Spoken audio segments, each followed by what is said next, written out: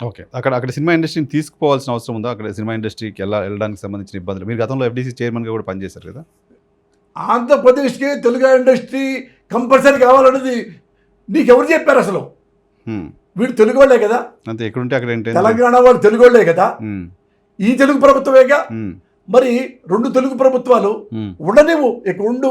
Okay. ఎవరు ఇష్టమైతే వాళ్ళు ఇల్లు చేసుకొని వస్తారు. హ్మ్. హ్మ్. 3 గంటలు అంతే కదా! 3 నాయన అక్కడి నుంచి పూర్వ నుంచి కూడా వస్తారు, పొద్దు నుంచి సాయం దాకా ముంబైలో. హ్మ్. వేరే రాష్ట్రంలో లేరా? అవును.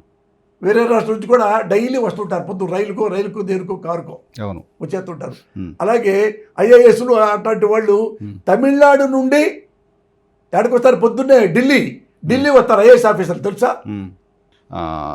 సౌత్‌లో మీరిప్పుడు చెన్నైలో కూడా ఉన్నారు చాలా కాలం కదా! చెన్నైలో చదువుకున్నారు. అన్నా, అక్కడి నుంచే కదా మీ జీవితం అంతా అన్న అక్కడ. జర్నలిస్ట్ అన్నా, ఆ! నేను ఏదో చిన్నోడిని సినిమాలు చేసుకుంటున్నాను.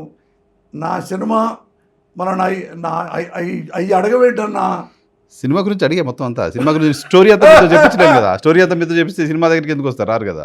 నా- కాదు. మీరు ఎట్లయితే సినిమా తీస్తున్నప్పుడు కమర్షియల్ ఎలిమెంట్స్ ఉన్నాయో లేదో అని చూస్తారో, నా ఇంటర్వ్యూలో కూడా కమర్షియల్ ఎలిమెంట్స్ చూడాలి.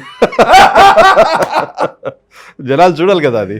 అన్నా, ఆర్ఎల్స్ నేను మీతో కూర్చొని వేరేదో మాట్లాడేసి కాదు.